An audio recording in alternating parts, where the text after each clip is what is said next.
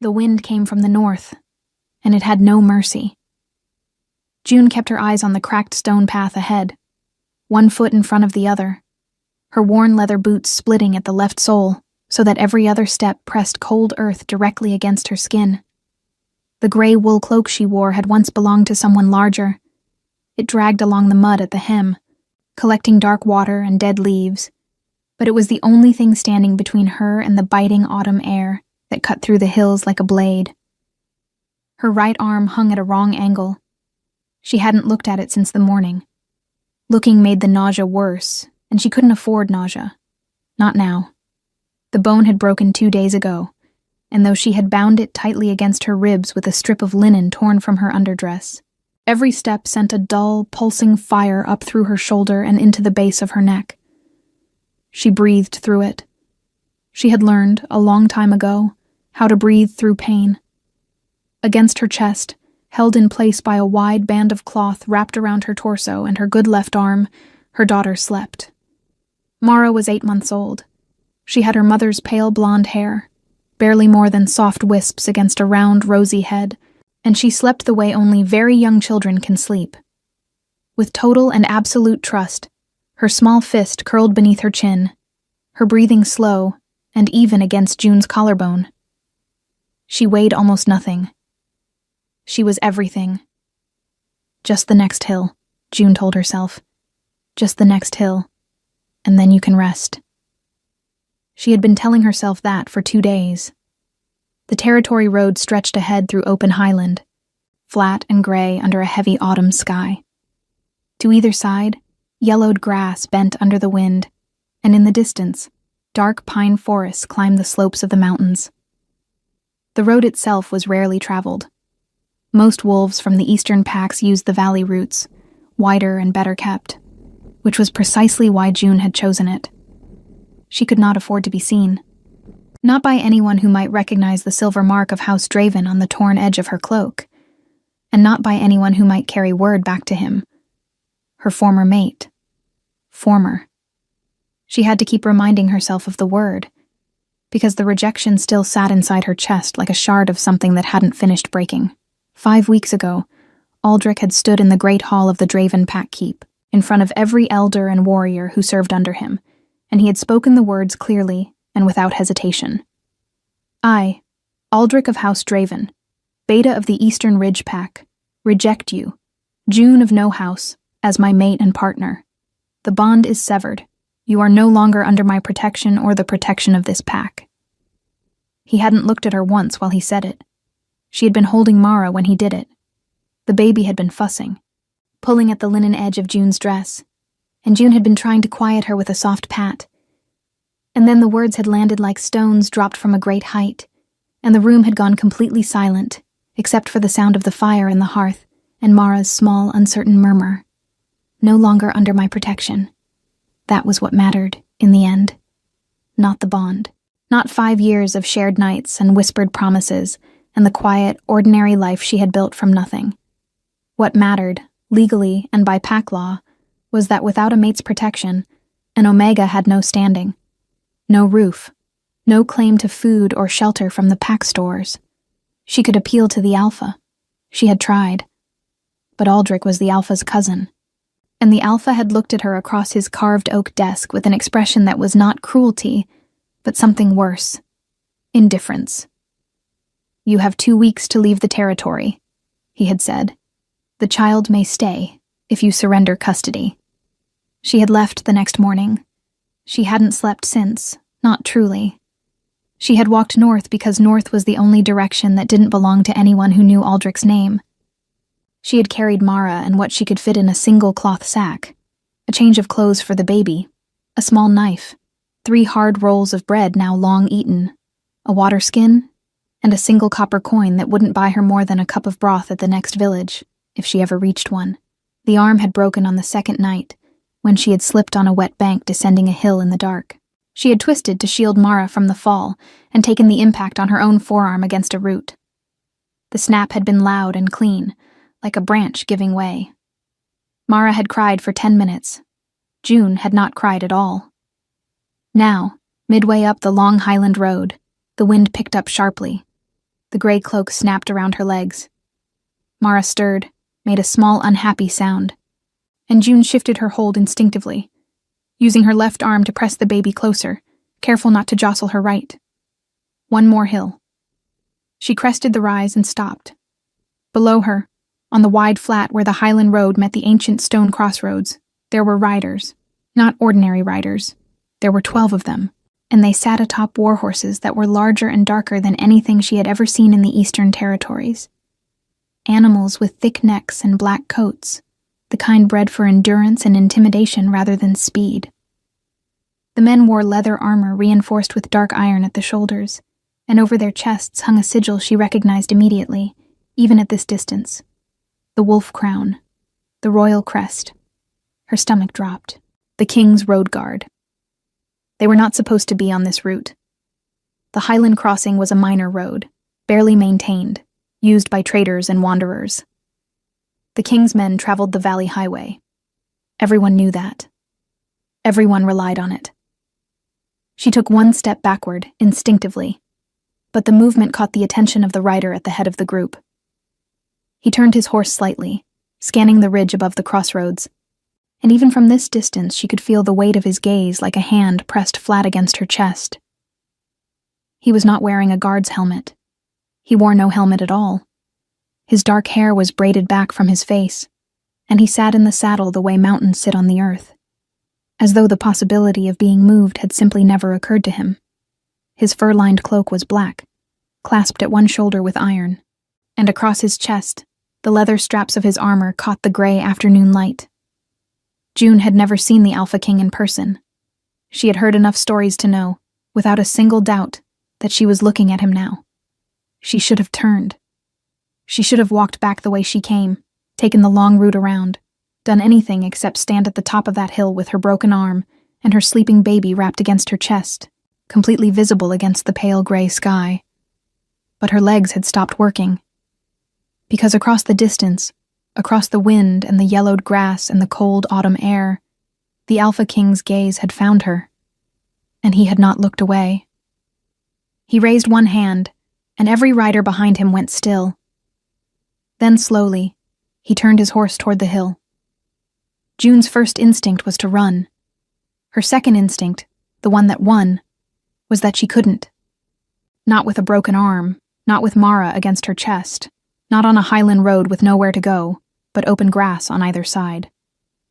Running from the Alpha King's guard would mark her as a fugitive, and a fugitive Omega with a child had no legal protection under any pack law in the known territories. They could take Mara.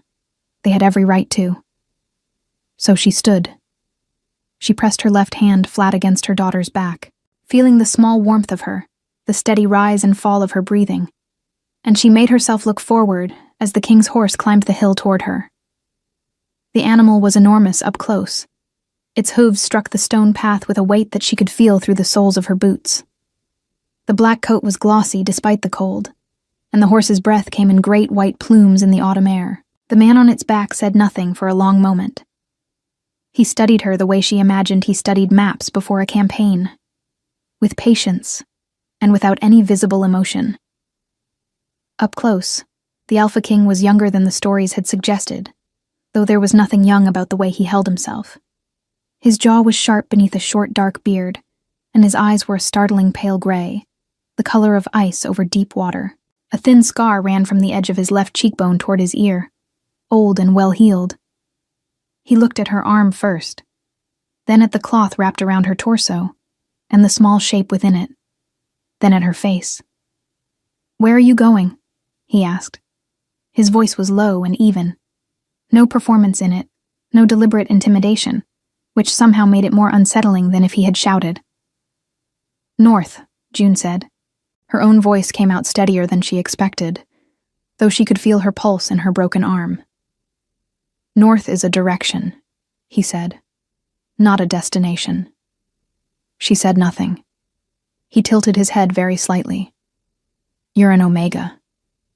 It was not a question.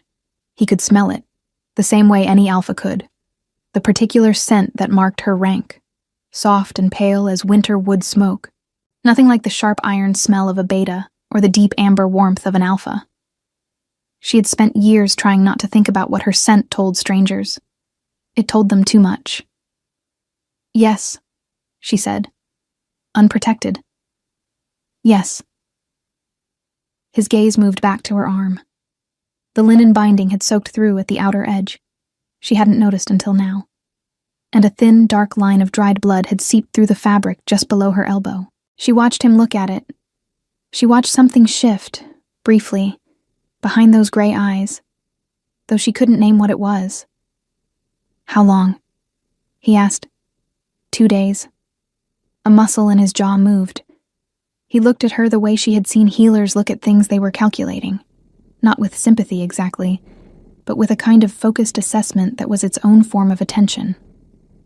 Behind him, at the base of the hill, she was aware of his guard waiting in absolute stillness. 12 men on 12 dark horses, all of them watching this exchange without a sound. Mara chose that moment to wake up. It happened the way it always did. A small sound first, a breath that changed rhythm, and then a soft, questioning noise that was not quite a cry, but was the beginning of one. June shifted instinctively, adjusting the cloth wrap to bring the baby higher, closer to her warmth, and the movement sent a white bolt of pain up her broken arm that she could not entirely suppress. She exhaled sharply through her teeth. The Alpha King dismounted. He did it without announcement, without asking permission, swinging down from the saddle in one smooth motion and handing the reins to a guard who had appeared, silently, at the horse's left side. June took an involuntary step backward, and he stopped immediately, 2 full arms' lengths away, and held both hands open at his sides. It was such a deliberate, careful gesture that it startled her more than if he had advanced. "I'm not going to take the child," he said quietly. June blinked. Her throat tightened. She hadn't realized how clearly that fear had been written on her face. "I need you to let one of my healers look at that arm," he continued, in the same level tone. "If the bone has been displaced for 2 days without proper setting, you will lose the use of it." "I don't have coin for a healer." "I didn't ask if you had coin." She stared at him. He met her gaze without blinking, without any shift in his expression, and the sheer stillness of him was disorienting. She was used to men who filled silences with their own importance. This man simply waited. Mara made another sound, louder now, and June reached up with her left hand to touch her daughter's cheek. The baby turned her face toward the warmth, eyes blinking open, pale gray blue in the cold light, round and serious. She looked at the stranger in front of her with the frank, unhurried curiosity of someone who had not yet learned to be afraid. Something passed over the Alpha King's face. It was brief, barely a second, and June almost missed it. But she had spent years watching people carefully, reading the small tells that warned her when a mood was shifting, and she caught it. Something in him had moved, looking at Mara. Something had flickered and been quickly, deliberately closed away. "What is the child's name?" he asked. It was not the question she had expected. "Mara," she said after a moment. He nodded once, as though filing it away somewhere careful. "My camp is 1/2 mile east," he said. "There is a fire, a healer, and food. You don't have to speak to anyone but the healer if you don't want to. You can leave when your arm has been treated." He paused. "No one will touch the child." June looked at him. She looked at the open, waiting stillness of his hands, the absence of threat in his stance, the thin, cold scar on his cheekbone. She thought about the last man who had made her promises in a steady voice. "Why?" she asked. He seemed to consider the question honestly, which surprised her. "Because you're standing on a highland road in October with a broken arm and a nursing child," he said, "and the nearest village is 11 miles north. And because—" He stopped, looked at Mara once more, briefly. "Because no one should have to carry that alone." Mara reached out her small fist toward the gray air, opening and closing her fingers at nothing in particular, the way babies do when they are testing the world. June looked at her daughter's hand, then she looked back at the Alpha King. 1/2 mile east," she repeated. "Yes," She exhaled. The wind moved through the highland grass around them, bending the pale stalks flat, and the cold settled deeper into her broken arm. And she was so tired, more tired than she had ever been in her life, down to the marrow of her bones. "All right," she said quietly. He did not smile. He did not look triumphant or satisfied. He simply turned and walked back to his horse, and the guard at the base of the hill shifted to form a path, and no one spoke, and the only sound was the wind and Mara's soft, wondering breath against June's neck. June followed. She didn't know why she trusted him. She only knew that her arm was broken, and her daughter was hungry, and the Alpha King had asked for her child's name before he asked for anything else. That had to mean something. She just didn't know yet what. The camp was not what she had expected. She had imagined something military and cold. Rows of identical tents, guards standing at rigid attention, the smell of iron and horse sweat and unwashed wool. What she found instead was a wide clearing, sheltered on 3 sides by ancient pines, their trunks thick as wagon wheels, their roots humping up through the dark earth like old bones. 3 large tents had been raised in a loose triangle around a central fire that burned steady and low despite the wind, fed by pine logs that crackled and threw amber light across the clearing. The smell of wood smoke and roasting meat reached her before she crossed the tree line, and her stomach responded with a hollow, embarrassing urgency she did her best to ignore. A woman met them at the edge of the camp. She was perhaps 50, broad-shouldered, with silver-streaked hair pinned back beneath a dark hood, and the kind of face that had seen enough of the world to stop being surprised by it. She carried a worn leather satchel over one arm and looked at June with sharp, assessing eyes that moved immediately to the bound arm. "Sit her by the fire," the woman said, to no one in particular, and then directly to June. "I'm Senna. I've been setting bones since before you were born. I'm going to look at that arm, and I need you to tell me honestly how much it hurts on a scale of bad to catastrophic." "Somewhere in the middle," June said. Senna made a sound that was not quite a laugh. "Honest. Good. Come." She was guided, not pushed, not led by the arm, just walked alongside, to a low wooden stool near the fire. Someone had spread a dark fur across it, and the heat from the flames reached her immediately, pressing against the front of her cloak like a warm hand. June sat down carefully, adjusting Mara in her wrap, and the baby made a content sound at the sudden warmth, pressing her face deeper into June's chest. Senna knelt in front of her without ceremony and began to unwrap the linen binding with practiced, gentle fingers. June looked away. She looked at the camp instead, at the guards who moved around the perimeter with the quiet efficiency of men who had done this 100 times, at the horses tethered to a long pine rope strung between 2 trees, at the stacked supply crates near the largest tent. Ordinary, purposeful, nothing threatening in it, and yet her body remained coiled tight, waiting. The Alpha King stood at the far edge of the firelight. He was speaking with a man she hadn't noticed before, tall and lean, with close-cropped dark hair and the kind of angular face that was naturally arranged into suspicion. This man wore the same royal guard armor but with a different mark at the shoulder, and he was speaking in a low, urgent voice with his head inclined toward the king, glancing at June with barely concealed disapproval. She was too far away to hear the words, but she understood the shape of the conversation. "Why did you bring her here?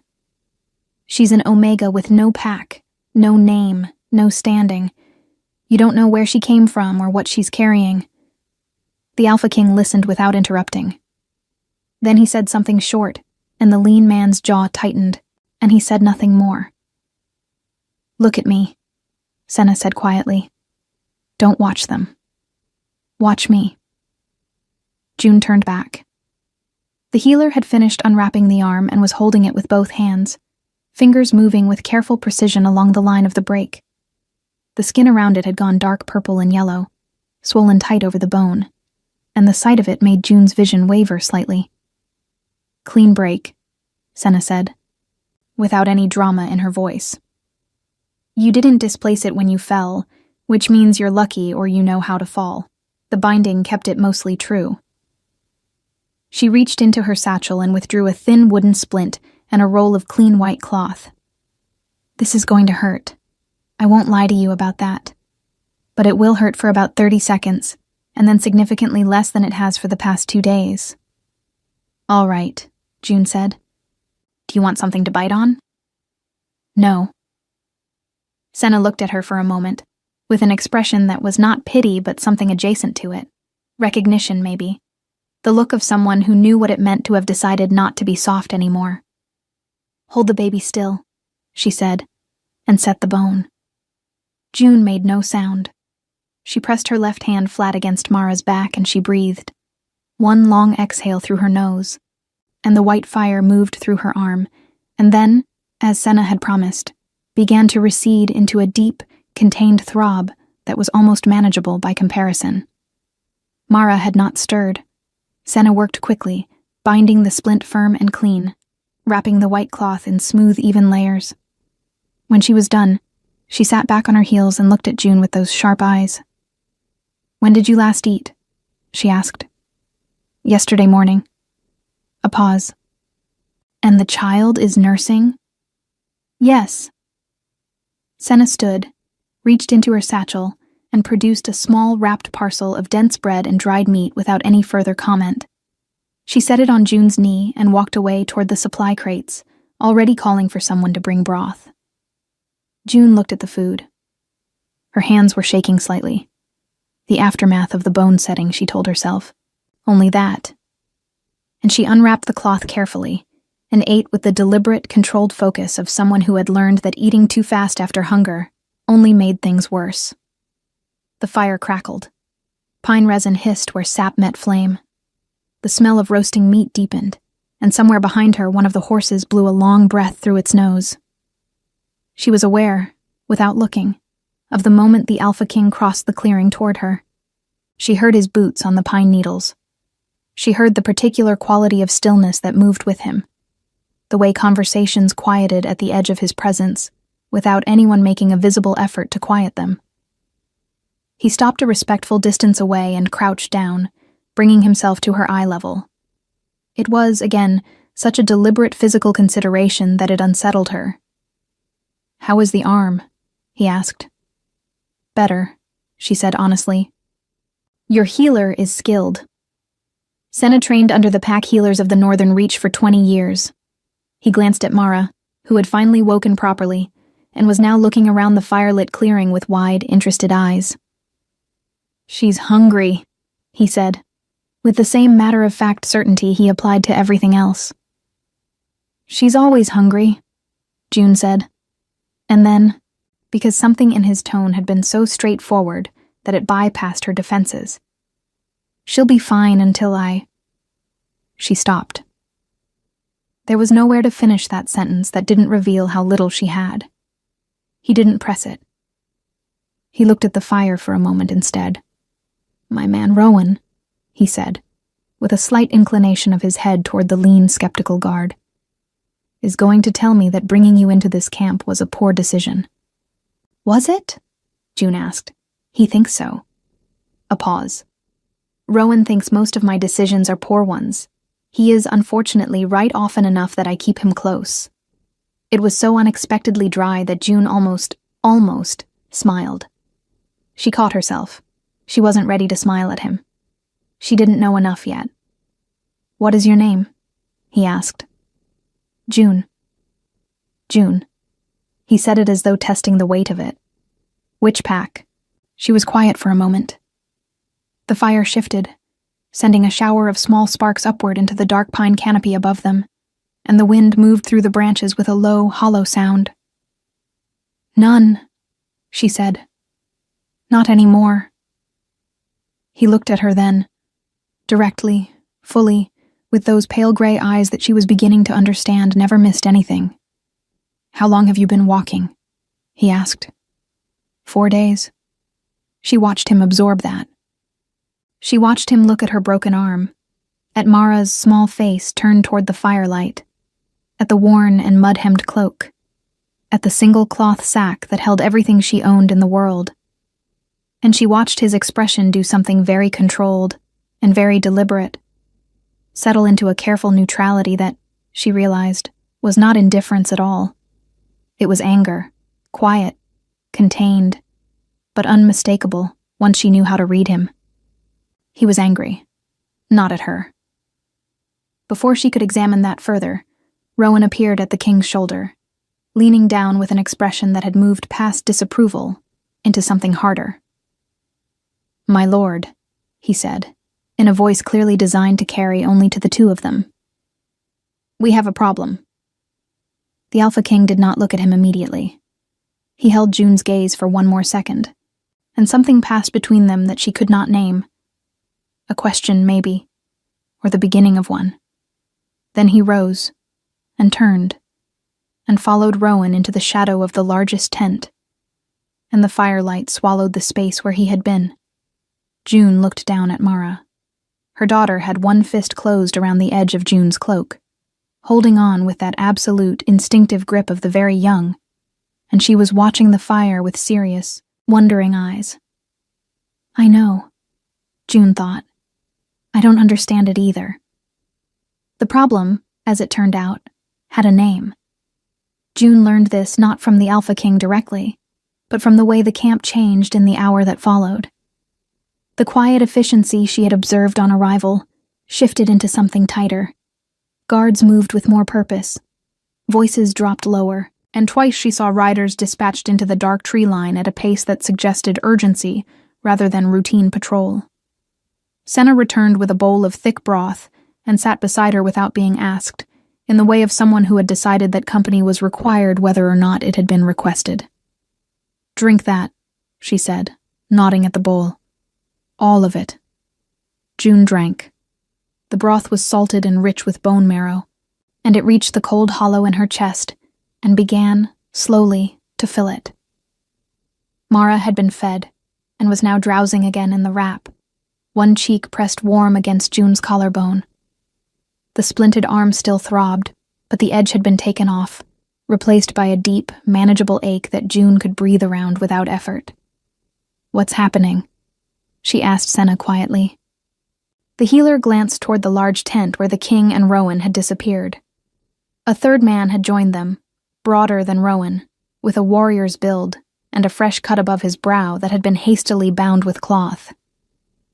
"Word came in from the southern road," Senna said after a moment. "A pack crossed the border checkpoint at Greyvale without clearance, armed." She paused. "Draven pack." The broth went cold in June's hands. She kept her expression still. She had learned that, too, how to receive terrible information without letting it reach her face, because faces were the first thing people read when they were deciding how much power they had over you. "How many?" she asked. Senna looked at her sharply. "You know that name." "Everyone knows that name," June said carefully. The healer studied her for a long moment with those experienced eyes, and June could feel the assessment moving behind them, the silent arithmetic of a woman who had seen enough to add things up quickly. 12 riders, Senna said finally. "Armed for territory, not travel. They're not passing through." She picked up the empty broth bowl without ceremony. "I'd stay close to the fire tonight if I were you." She left before June could ask anything else. June sat very still. Aldrich. She didn't know it was him, couldn't know, not yet, but the certainty sat in her stomach like cold iron. 12 riders, Draven pack, armed. Coming from the south, the same direction she had fled from. The timing had the shape of pursuit rather than coincidence. "He doesn't want her back," a voice in her mind said, flat and clear. "He rejected her. He has no legal claim." But Mara, the Alpha, had offered to let her stay if she surrendered the child.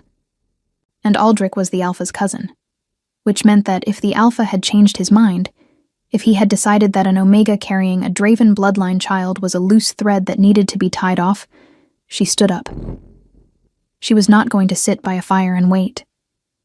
She had taken 3 steps toward the tree line when a voice stopped her. "Where are you going?" It was not the Alpha King. It was Rowan, standing at the edge of the tent's shadow, arms crossed, watching her with an expression that combined suspicion and something that might, in better light, have been mistaken for concern. "I need to leave," June said. You need to sit down, he said. The Highland Road north is being watched. She stopped. By whom? By us, he said, as of 20 minutes ago. He looked at her with that angular, assessing face and said nothing else for a moment. Then, You're from Draven territory. It wasn't a question any more than the king's had been. These men read the world the same way, she realized. In facts, not assumptions. I was, she said, and the riders who crossed at Greyvale. I don't know, she said. I don't know if it's connected. It would be a remarkable coincidence if it wasn't, Rowan said, in a tone that suggested he did not believe in remarkable coincidences. He looked at Mara, asleep against her chest. His expression did not soften exactly, but something in it shifted. A fractional adjustment. Like a door opening an inch and then stopping. The king wants to speak with you, he said. I gathered, June said. Rowan looked at her for another moment. Then he turned and walked toward the large tent, and she followed, because there was nothing else to do. The road was watched, the trees were dark, and Mara was warm and sleeping, and June had run out of directions that felt safe. The inside of the tent was lit by 2 iron braziers that threw steady orange light across a wide map table at the center. The map spread across it was enormous, the entire northern territory, marked with pack borders in dark ink, with routes traced in red and blue that she didn't know how to read. Rolled documents were weighted at the corners by smooth river stones. The Alpha King stood at the far side of the table. He had removed his fur-lined cloak and stood in his leather armor and bracers, and in the brazier light the scar on his cheekbone was more visible. It had the particular shape of a mark given by something other than a blade. He looked up when she entered. Sit, he said, and there were 2 chairs near the brazier. She sat in the nearer one, and Rowan took the far edge of the tent, and the Alpha King came around the table and sat across from her, not behind the desk, not in a position of authority over the map, but level with her, close enough that she could see the details of his face clearly in the firelight. The riders at Greyvale, he said. Tell me what you know about Draven Pack. June looked at him. Why would I know anything? Because you walked 4 days through Highland in October with a broken arm to get away from something, he said. And the Draven Pack followed the same road you came from, and because... He paused, and his gray eyes held hers with that same uncomfortable directness. You went pale when Senna mentioned the name. June was quiet for a long moment. The brazier crackled. Outside, wind moved through the pines with a sound like distant water. She thought about lying. She was good at it. Or she had been once, before she had learned that lies were just a slower way of being trapped. I was mated to Aldrich of House Draven, she said. He rejected me 5 weeks ago. The Pack Alpha gave me 2 weeks to leave the territory. She kept her voice even. I was given a choice to stay if I surrendered my daughter. Silence. Rowan, in the corner, made a sound low in his throat that was not quite a word. The Alpha King's expression did not change. But there it was again. That contained, deliberate stillness that she had begun to understand was not calm at all. And the riders, he said. I don't know why they're here, she said honestly. Aldrich doesn't want me, but Mara carries Draven blood, and the Pack Alpha. She stopped, pressed her hand against her daughter's back. I think someone decided she's an asset, or a liability. I'm not sure which is worse. Neither, the Alpha King said. Both mean the same thing for the child. The bluntness of it landed like a stone in still water, and June felt the ripples move through her. Not because it was cruel, but because it was exactly what she had been thinking for 4 days and had not allowed herself to say out loud. He leaned forward slightly, forearms resting on his knees.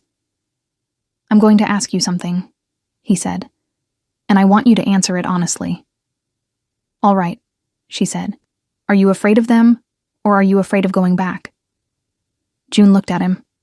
No one had ever separated those 2 things before. Both, she said after a moment. But going back... She looked down at Mara's sleeping face. Going back means she grows up knowing her worth was negotiable. And I would rather walk every road in the known territory than let that be the first thing she learns. The tent was very quiet. Rowan shifted in the corner. When June glanced at him, the suspicion in his face had changed into something she hadn't expected at all. It looked faintly like respect. The Alpha King sat back. He was looking at her with an expression she couldn't fully read. Not the calculation of before, not the careful neutrality. Something quieter. Something that had the texture of a decision being made. "You'll stay in this camp tonight," he said, "under royal protection. The riders at Greyvale cannot cross onto King's Road territory without written clearance, and they don't have it." He paused. "In the morning, we talk about what comes next." "You don't know me," June said quietly. "You don't owe me anything." "No," he agreed. She waited for him to say more. He didn't. And somehow that single word, unadorned, offered without justification or performance, was more reassuring than anything else he could have said. She looked at the map on the table, at the borders drawn in dark ink, the routes traced in red, at the vast, complex territory that a single man was responsible for holding together. She looked at him. "What is your name?" she asked. "Not your title. Your name." Something shifted in his face, brief, almost surprised. "Valen," he said. June nodded. Outside, the wind moved through the pines, and the fire in the brazier breathed orange light across the map. And somewhere in the dark beyond the camp, 12 riders from Draven territory were waiting for morning. But inside the tent, for the first time in 4 days, June felt the knot in her chest loosen, just slightly, just enough.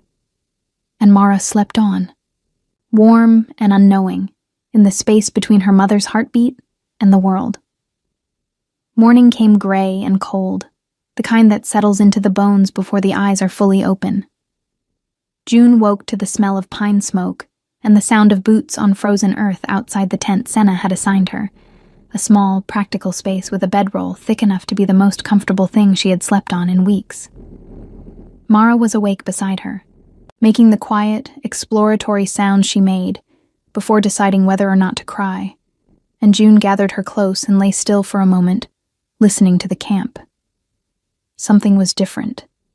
The voices outside were controlled, but urgent. Boots moved in double time. A horse was being saddled quickly. She could hear the metallic rhythm of buckles being worked with speed. She rose, wrapped Mara against her chest, and stepped outside. The clearing was still dim, the fire reduced to glowing coals, the pine canopy above filtering the early light into thin gray shafts. Rowan stood at the center of the camp with 2 guards, speaking in low, rapid sentences and pointing toward the southern tree line. When he saw June emerge from the tent, he crossed to her immediately.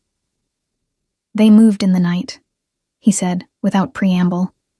"The Draven riders. They left the Greyvale Road and came north through the forest. They're approximately 2 miles out." June felt the cold move through her that had nothing to do with the morning air. "They tracked me." "They tracked your scent," Rowan said. His voice was flat and factual, the way he seemed to prefer. "You've been walking this territory for 4 days. The trail would be clear to any trained beta." He paused. "They know you're here. Then I need to leave," June said immediately. "If I'm not in the camp when they arrive—" "You're not leaving," said a voice behind her. She turned. Valen stood at the entrance of the large tent, already fully armored, his black fur cloak clasped and his bracers buckled. He looked as though he had not slept, or had not needed to. The same steady, collected presence as the night before, except that there was something sharper in him now, a readiness that had moved from potential to actual. "If you leave this camp," he said, walking toward her, "you are on open ground. They will reach you before you reach the next shelter." He stopped in front of her, close enough that she had to look up to meet his eyes. "You are under royal protection. That means something." "It means they have to stop at the camp boundary," June said. "It doesn't mean they will." "No," Valen said. It means that if they don't, they answer to me." The way he said it was not a boast. It was a statement of consequence, plain and without decoration, the way a man states a fact about the weather or the distance between 2 points. And somehow that was the most frightening version of confidence she had ever encountered, not because it threatened her, but because she believed it completely. Rowan appeared at Valen's shoulder. "My lord, I need a decision on positioning." Valen held June's gaze for one more second. Something passed through those gray eyes. Not reassurance exactly, but acknowledgement. "I see where you are. I am not going to pretend this is simple." Then he turned to Rowan. "Full formation at the southern perimeter. No weapons drawn unless I give the word." He glanced back at June. "Take her and the child to the center tent. Senna stays with them." "I don't need," June began. "June." He said her name once, quietly. "Let me handle this." She had spent 5 years handling everything herself. She had walked 4 days on a broken arm rather than ask for help. Every instinct she had built from the wreckage of her old life was screaming at her to refuse, to move, to trust no one. But she looked at Mara's face, and she was quiet. "All right," she said. She heard the riders arrive from inside the tent. She heard the horses first, the particular heavy rhythm of war horses moving in formation, deliberate and slow, the sound of animals trained to be weapons, then voices, and the silence of Valen's guard answering them, and then one voice rising above the rest that she recognized so immediately and so viscerally that her hand tightened involuntarily on Mara's back. Aldrich. Even at this distance, even muffled by tent canvas and pine trees, she knew the particular cadence of that voice, the way it moved between command and complaint, never fully one or the other, always performing for whatever audience it imagined was watching. Senna, seated beside her, said nothing, but her hand moved to her satchel and rested there, and her jaw was set. June listened. She could not make out every word. Fragments only, carried on the cold morning air. Property of House Draven. Legal claim. The child is packborn. And then Valen's voice. Lower, steadier, and carrying with it a quality that silenced Aldrich's mid-sentence the way a hand laid flat on a drum stops the sound entirely. She couldn't hear what he said. She heard the result. A long silence.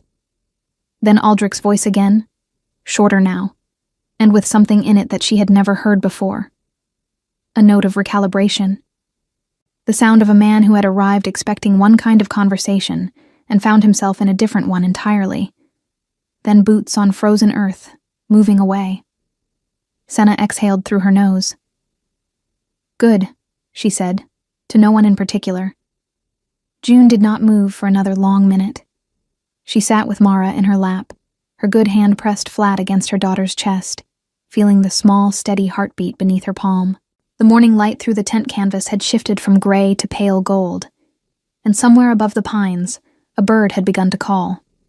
A clean, clear sound that the cold air carried perfectly.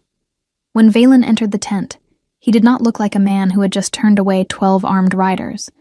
He looked like a man who had done something routine and was already thinking past it. But he stopped in front of her, and he looked at her face, and for a moment neither of them said anything.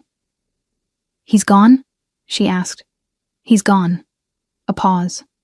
"He won't come back. Not onto King's Road territory." "What did you say to him?" Valen looked at her steadily. "I reminded him that a rejection dissolves all pack claims, including claims to offspring, unless those claims are formally registered with the Royal Council within 30 days of the rejection." He paused. His 30 days ended 2 weeks ago. June stared at him. "He has no legal claim to Mara," Valen said. "He never registered one. Which means she is yours, entirely and under full royal law, with no outstanding challenge." The words landed slowly, the way important things do. Not all at once, but in layers, each one settling before the next arrived. June had known, in theory, that the law existed. She had not known it applied. She had not known the deadline had passed. She had been too frightened and too exhausted and too busy surviving to sit down and count 30 days from the moment her world had ended. Her throat tightened. She looked down at Mara, who was watching Valen with those wide, serious eyes, one fist wrapped around the edge of June's sleeve. "You knew that last night," June said quietly, "when I told you what happened." "Yes," Valen said. "You could have told me then." "You needed sleep more than you needed law," he said simply. It was such an unexpectedly human thing to say that something in June's chest cracked open. Not painfully, but the way a window cracks open in spring, letting in air that you hadn't realized was missing. She pressed her lips together. She would not cry in front of this man. She had not cried in 5 weeks, and she was not going to start now. In a tent in the middle of a pine forest, in front of the Alpha King, who had apparently spent the night preparing to dismantle her former mate's legal claims while she slept. "Thank you," she said. He nodded once. Then Rowan appeared at the tent entrance, and behind him, to June's complete surprise, was a face she recognized. A woman, perhaps 30, with close-cropped dark hair and a warrior's build and a scar across her chin that June knew well. She stood at the tent entrance in traveling clothes, plain wool, no pack sigil, and she was looking at June with an expression that had collapsed all the way from careful composure into something raw. "Nara," June breathed. Her sister, her older sister, who had stayed behind when June fled, who had sent a single unsigned note 2 weeks ago through a traveling merchant. "I know you're alive. I'm looking." Her sister, who was standing in the Alpha King's camp in the middle of the highland forest, with pine needles on her boots and red-rimmed eyes that she was refusing to acknowledge. "You're an idiot," Nara said, in a voice that was shaking badly for someone who clearly intended it to be steady. "You walked 4 days with a broken arm and didn't send word to—" She stopped. Her gaze dropped to Mara. Her whole face changed. "She's gotten bigger," she said softly. "She has," June said. Nara crossed the tent in 4 strides, and June stood, and they held each other the way people hold each other when the relief is so large it needs both of them to contain it. And Mara was sandwiched between them, making an indignant sound at being squeezed. And Senna made a quiet noise and stepped tactfully out of the tent, and Rowan followed, and June heard, in the brief moment before she stopped paying attention to anything except her sister's arms around her, the Alpha King quietly follow them both out, giving her this. Just this. Later, when Mara was sleeping again, and Nara was warming her hands by the rebuilt fire, and telling June in low, furious, loving detail everything that had happened in the Draven pack after her departure, June looked across the clearing at Valen. He was standing at the map table, speaking with Rowan, one hand braced on the table's edge, studying the marked routes with that focused, unhurried attention he gave to everything. The morning light had strengthened, and it fell across his shoulders, and the dark braids of his hair and the old scar on his cheekbone, and he looked exactly like what he was. A man carrying the weight of a territory, doing it without performance or complaint. As if sensing her attention, he looked up. Their eyes met across the clearing. He held her gaze for a moment, and then the corner of his mouth moved. Not a full smile, nothing so unguarded as that, but a small, real shift that changed his whole face for just a second before it settled back into its careful stillness. June looked away first. Her heart was doing something she did not have words for yet, and she was not ready to have words for it. But she looked back. She couldn't help it. She looked back, and he was still watching her, and the morning light was gold between the pines, and Mara breathed against her neck, and Nara was talking about escape routes and pack law and where they could go next, and underneath all of it, quiet as a current beneath cold water, something in June had shifted. Something that had been broken for 5 weeks. Not her arm, not her pride, something deeper and less nameable, had moved. Just slightly, just enough. 3 months passed like the turning of a long, slow page. Valen did not ask her to stay. He offered it, once clearly without pressure or expectation, the same way he offered everything, as a fact laid on a table, to be taken or left. There was a position in the royal healer's household for a woman with Senna's recommendation. There was a cottage on the keep grounds, small but solid, with a hearth that drew well and a window that faced east. There was space and safety, and no obligation attached to either. June said yes. Not because she was afraid, not because she had nowhere else to go. She had Nara now, and Nara had already found footing in a northern pack village 2 days' ride away. She said yes because the cottage had a window that faced east, and she had always wanted that, and because Senna turned out to be the finest teacher she had ever encountered, and because Mara laughed, her first real laugh, in the keep's great hall when one of the stable cats walked across the hearthrug, and the sound of it echoed off the stone walls, and Valen had looked up from his papers across the room with an expression so unguarded that June had felt something split open in her chest like light through a cracked door. It was not fast. Nothing real ever is.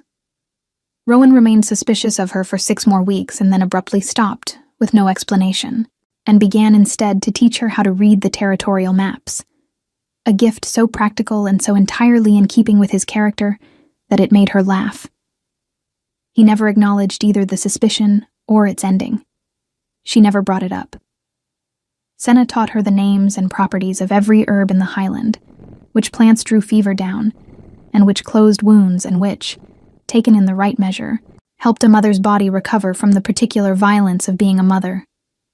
She taught her to read the scent of infection before it became visible, and to set a bone cleanly, and to be present with people in pain without absorbing that pain as her own. June was good at it. Better than she had expected.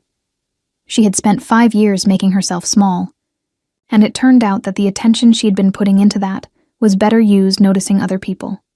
Mara walked for the first time on a cold morning in January, taking 3 unsteady steps across the cottage floor toward the low stool where June was sitting, and falling into her arms with a triumphant sound. June held her and pressed her face into her daughter's soft hair and let herself cry. Properly, finally, all the way through. For everything that had brought them here. For the broken arm, and the cold road, and the 4 days of walking, and the moment she had stood at the top of a highland ridge and found, against all probability, that someone was looking back.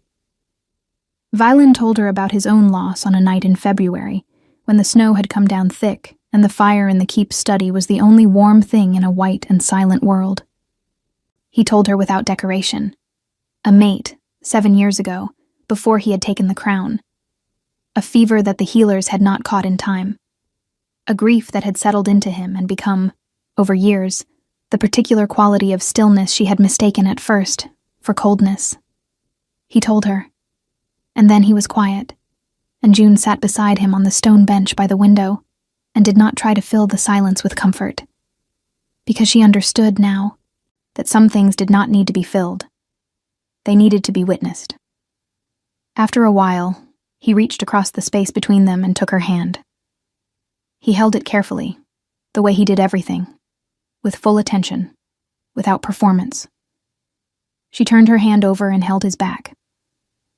Outside, the snow fell on the pines and the keep walls and the long highland road that stretched away into the dark, and inside the study the fire breathed, and Mara slept safely 2 floors up, and the world was quiet, in the way that only comes when something that has been broken for a long time, finally, gently, begins to close. They were bonded in the spring, in the keep's stone courtyard, with Senna and Rowan and Nara as witnesses, and Mara on Nara's hip, watching the proceedings with the grave attention she brought to everything she did not yet understand. It was a small ceremony. Valen had offered her a larger one, a formal royal bonding with the assembled packs, and all the ceremony the crown required. She had looked at him across the cottage table and said simply, "No." He had nodded. Small then. When it was done, Rowan made a sound that was not quite a cough, and looked at the sky with great interest. Nara held Mara up and said, "Wave," and Mara waved one unsteady hand at no one in particular, and then grabbed Nara's braid and pulled. Valen looked at June with those gray eyes that had looked at her for the first time on a cold highland ridge, across wind and yellowed grass, and the vast, indifferent distance between a king and a woman with a broken arm and everything to lose. He looked at her, and she looked at him, and there was nothing left between them that either of them was hiding. "All right?" he asked. "Yes," she said. And she meant it the way she had not meant a word in years, completely, cleanly, with nothing underneath it that contradicted it. Yes. Aldrich was brought before the Royal Council 4 months later, on charges of abandonment and illegal coercion of an Omega under pack law. The case was presented by the Council's own advocates, drawn from evidence gathered quietly and thoroughly by Rowan over the preceding months, in the methodical, relentless way Rowan did everything. Aldrich lost his beta title. He lost his standing in the Draven pack. The pack alpha, faced with the full weight of royal scrutiny, did not come to his cousin's defense. June was not present at the hearing.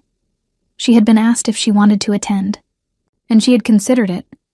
And then she had looked out her east-facing window at the morning light on the keep grounds and thought about all the hours she had spent, in the last year, building something new, learning Senna's herbs, reading Rowan's maps, watching Mara discover the world one unsteady step at a time, sitting beside Valen in the quiet study while snow fell outside. And she had thought, no, that belongs to the past, and the past does not get any more of my days. She heard the outcome from Rowan, who delivered it in the same tone he used to report weather conditions. "Done," he said. "Good," she said. He nodded and left, and she went back to the herb table where Senna was waiting. Mara grew up knowing her worth was not negotiable.